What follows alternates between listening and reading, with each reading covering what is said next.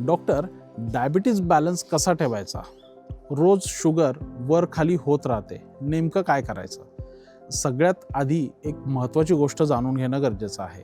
Diabetes balance म्हणजे एका दिवसांमध्ये शुगर कमी आणणं असं नाही, तर बॅलन्स म्हणजे फास्टिंग, जेवणानंतरची साखर म्हणजेच पी शुगर आणि HbA1c ह्या तिन्हीचे नंबर्स आपल्याला काही काळ स्थिर राहणं हे गरजेचं आहे.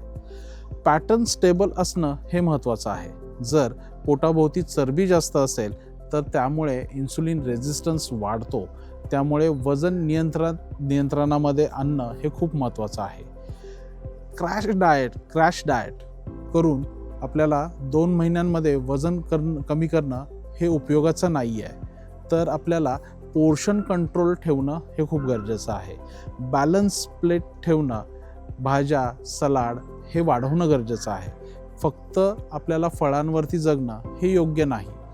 डायबिटीजमध्ये फळांनाही मर्यादा आपल्याला आहेत. मर्यादित प्रमाणामध्ये आपल्याला ती फळं घ्यावी लागतात. रोजची हालचाल सुद्धा तितकीच महत्त्वाची आहे. किमान 30 ते 40 मिनटं आपल्याला ब्रिक्स वॉकिंग करणं हे खूप गरजेचं ठरतं. त्याबरोबरच आपल्याला हलकी स्ट्रेंथ एक्सरसाइज केल्याने मस्क्युलर स्ट्रेंथ वाढायला आपल्याला मदत होते.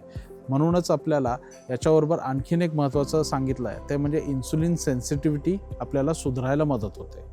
मसल्स स्ट्रॉंग असतील तर शुगर कंट्रोल आपल्याला चांगला राहतो. स्ट्रेस वाढला की शुगरही वाढू लागते. त्यामुळे साधं ब्रीदिंग एक्सरसाइज, योग्य किंवा मेडिटेशन हे उपयोगी आपल्याला पडतं. त्यावेळेस झोप पूर्ण नसेल तर शुगर बॅलन्स आपल्याला नेहमीच बिघडतो. म्हणून रेग्युलरली 7 ते 8 तासांची झोप आपल्याला आवश्यक आहे.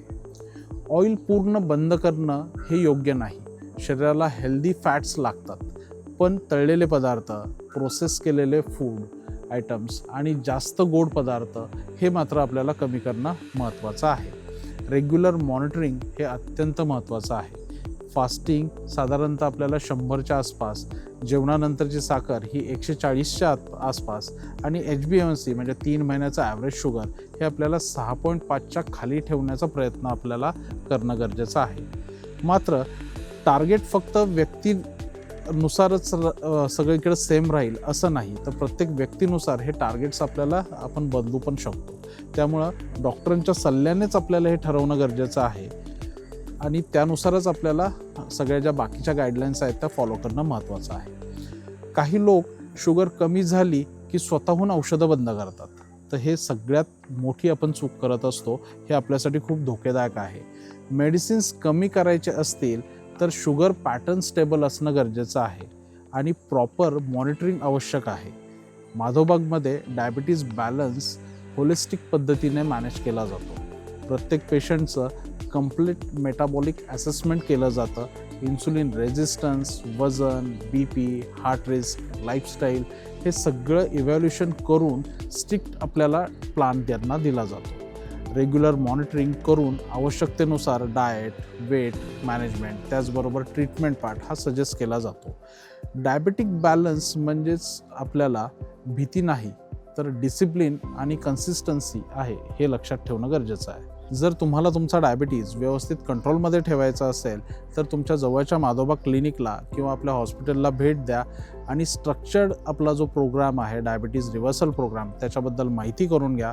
जर तुम्हाला हे एक्सप्लेनेशन क्लिअर वाटलं असेल तर व्हिडिओला नक्की लाईक करा आणि काही डाऊट असतील, काही प्रश्न असतील तर आपल्या कमेंट्समध्ये नक्की विचारा. अशा सोप्या हेल्थ गायडन्ससाठी आपल्या चॅनलला सबस्क्राईब करायला विसरू नका. धन्यवाद.